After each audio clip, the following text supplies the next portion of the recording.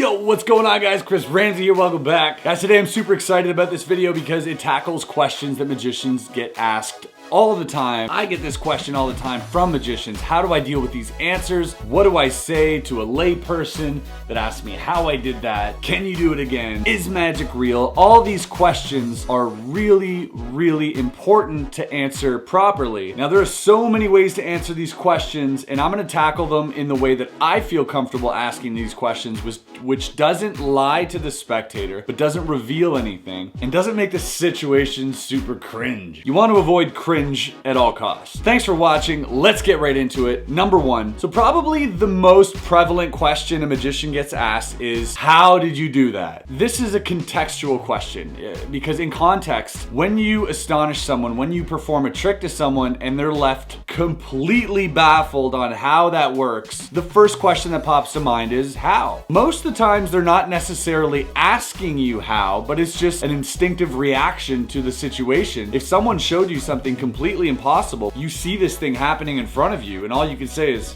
but how? So you're not necessarily asking, because a lot of times lay people will say, how did you do that? But wait, don't tell me, I don't want to know. It's just an instinctive thing for the most part. Now, if you do get a really inquisitive spectator that really wants to know how, and they ask you, hey man, how did you do that? Well, how do you handle this situation? I think first of all, comedy is a great way to get out of these situations in a performing environment, in an environment where you have a lot of people around and you don't want to embarrass them or yourself or reveal anything. Well, comedy is a good way to segue into something else. So there are the stock lines that you can use, and I've used them as well. We all have. How did you do that? Very well, I thought. Or, can you keep a secret? They go, yeah, so can I. That usually gets a laugh. One personally that I like to use, that I've been using a lot, is when they say, how did you do that? And I go, I can't tell you. And I lean in because they're watching us. It's funny, but again, you're sort of mocking the spectator because they know you're dancing and tiptoeing around the question. A better way to tackle this, so use it as a way to get into another trick with a pseudo explanation. So for example, they say, how did you do that? You can say, well, I can show you how I did this. Here, hold your hand out. Boom, we're into another trick. You're showing them something. Maybe you can explain something. Maybe there's something simple you want to explain to them. One of my personal preferences, and this, I love doing this, right when they ask you, how do you do that? And I say, well, you know, it's a combination of things. It's a combination of suggestion, sleight of hand, misdirection, psychology, and everything put together creates this. So one simple answer is not going to satisfy you, but instead I can show you something. And they go, okay. And you say, take this quarter, put it behind your back, and bring your hands out front, and I will tell you every time where it is, and then I'll explain to you how I came to that conclusion. I've been doing this for a long time. It literally is like a 95% hit rate. I can get it 3 times in a row, no fail. If that's something you want to learn, let me know in the comments. I can teach that on a future video. But I do this, and then I explain to them how I got to that by reading their body language, by doing this and that. And it really is true. There's no gimmick, nothing. And so leaving them with that, something that they can go out and perform, gives them a little bit more of leverage and a little bit more confidence, and it doesn't make you look like a shithead. So those are the ways that I answer, how did you do that? Next question. One question usually magicians get asked a lot, and especially by kids and stuff, is, can you do it again? Or can you show my friend the trick where the thing appears in your wallet? Bro, don't tell them it appears in the wallet, man. Again, there are hack stock lines that you can use, which are once a trick, twice a lesson. That's a favorite. I use that quite a bit, jokingly, once a trick, twice a lesson. What that implies is that there is a method and there is an explanation, and that I believe that they are smart enough to figure it out if I perform it again, which gives them, again, some sort of personal gratification. You're not belittling their intelligence. You're actually claiming that they're intelligent enough to see it if I do it again, which kind of takes you down a notch, takes them up a notch, and makes them feel good about themselves. Another good way of getting out of can you do that again? And this is my personal favorite. In that instance, I see that maybe they want to sort of have a little bit of power as well, because right now you're the magician, you have all the power type thing. So give them something. Something I like doing as well is when they say, can you do that again? Here's what we're gonna try. We're gonna do something different if you don't mind, but this time I'm gonna let you do the trick. I'm gonna actually let you read his mind, or let you. So in this instance, again, you're giving them something instead of taking something away from them. And that's a really powerful thing. Next question is, how do you learn magic? This is a question I get asked often, because after you perform and they're impressed and everything, they say, well, how does one learn magic? How did you come about being a magician? How do you learn magic? There are many answers to that, and most of them are not the answers they want to hear. First of all, saying, YouTube. I YouTube it, or I Google it, or I download magic videos or watch DVDs. Like, these are all very unromantic answers, which you can go ahead and say if you like. But most people like to stay away from that and like to say like books and mentors, which is also true, but some people just say it because it sounds better. Here's how I like to spin that question. When somebody asks me, where do you learn magic? I tell them quite simply, the answer is not as awesome as you may think. I didn't go to Hogwarts. I didn't have a mentor. It's pretty boring. It's a lot of time spent by myself in my room, practicing by myself with a deck of cards, reading, nothing super exciting. But here's what's more interesting. I can tell you why I learned magic if you're interested. This is a beautiful, beautiful way to sort of segue into something deeper and more meaningful and more human. So you're getting away from the methods again and the behind the scenes, and you're getting more into the emotional side and why it is you're doing something. Now, at this point, you can tell them why, and it could be whatever it is. So it could be, I was a shy kid and it was easy for me to break out of my shell, or it brought me and my uncle closer together, or to smash. I don't know, whatever you want to say in that instance, but it's a great opportunity for you to start talking about theory, talking about how you see magic, what magic means to you, and hopefully bring you closer to the spectator, and you guys will connect. So turning the how into a why is a beautiful thing. Here's a very touchy one. When they ask you, is magic real? Now, this is a very touchy one, because usually when you're dealing with this, you're dealing with several types of people, either someone who's religious or spiritual, or someone who believes in, some sort of physics that hasn't been discovered yet, which is all perfectly justifiable. You have to kind of watch how you answer this question, because some people will say flat out, no, this is not real, which is okay. I think it's okay to not lie to the spectator. I think that's a good way of approaching it, to not lie to them. But is there any way you can deliver that in a way that doesn't completely crush their souls? One thing that I'll say sometimes is, I could lie to you or I could tell you the truth. Which would you like? Sort of giving them the red pill, blue pill scenario. And what's great about that, what's great about presenting the red pill, blue pill scenario, is that now they're aware that there are two sides, that they're aware that you don't think it's real. But if they're not, it kind of leaves mystery as well. And usually people won't want you to lie to them. They'll say, oh, I want the truth. And then if they say that, because most of the time they'll just understand it right away. They'll say, okay, thought so. And if they want the truth, you just tell them, not for me, not as far as I know. I do tricks, sleight of hand, that type of thing. But you'd be surprised what the human brain can believe and what you can convince someone through psychology. It's very interesting, and mostly to most everybody pretty unexplainable, which makes it amazing. Taking whatever their sort of fantasy of magic is and making it into a real thing, but that real thing is still mysterious. You know what I mean? So you're not really taking anything away from them. I'll usually just tell people, to my knowledge, everything I do and everything I've seen is explainable.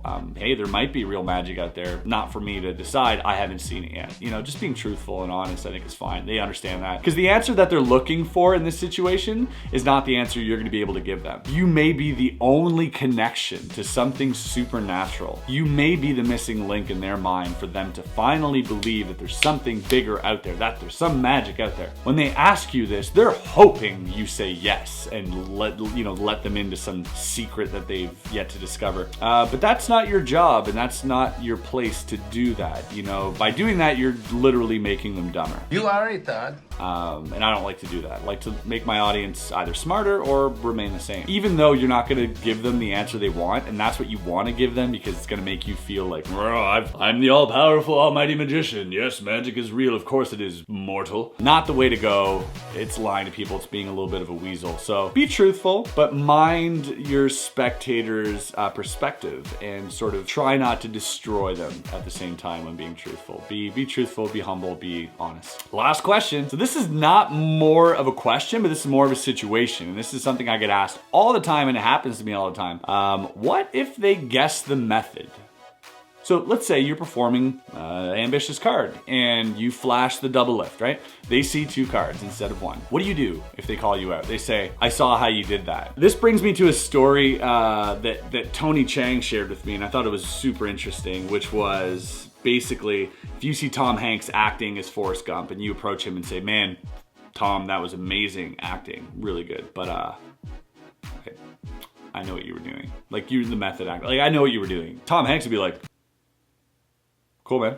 Thanks. Only a magician would say, what do you mean? I am Forrest Gump. It's a weird thing to pretend like nothing happened. The illusion went perfect.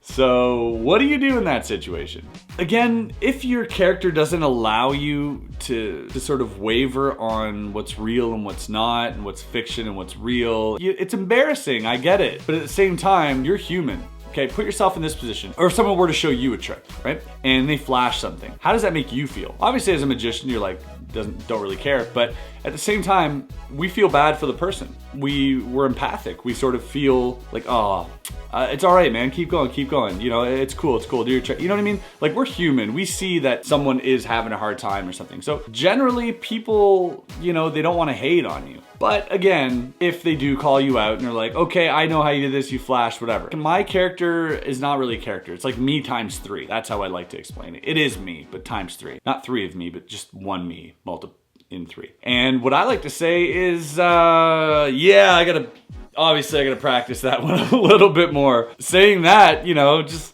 makes you human, and it's all right. And you've done well so far, and you'll continue to do well afterwards. It's just a magic trick, really. Another thing is to give them a compliment. Here's a funny story. I was sitting with Eric Rupert, who was a chef, and Eric said he saw a magician, and the magician was bending spoons with his mind and bending forks and that type of thing. And we were talking about theory and stuff. This guy's not a magician, and he's like, and then I saw a green laser in his sleeve, and so I knew how he did it. So I was like, right.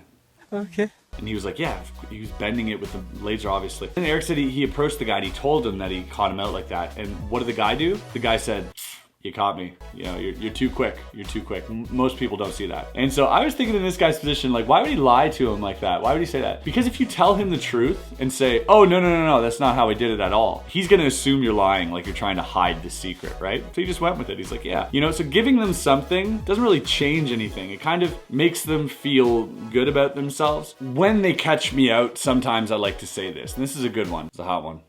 I like to say, you're a very analytical person, aren't you? You're like someone who sees a problem, has to solve it, has to find a solution. Very analytical, like an engineer, an architect or something. You're just like, you're a problem solver by nature, aren't you? And they go, well, obviously they go, yeah, you know? And then you say, yeah, like you literally are the hardest people to fool because you guys are so analytical and you know, you sort of see the cog work and everything. And I usually tell them like, you know, there are people who enjoy looking at clocks and there are people who like building them. And I think you're more of the latter. So let me try something else and hopefully this one will get you. But watch closely. This one I'll do just for you. In that instance, you're giving them something. Again, you're not taking something away, and that's very important. You know, when you take something away from someone, they're gonna be defensive. But when you're not, when you're giving them something instead, that's where it's at. That's where the magic happens. They feel good about themselves. You didn't belittle them. Everything is good. So by giving them something like that, it doesn't matter. It shows you're human, shows vulnerability, and these are all beautiful traits that people want to see in other people.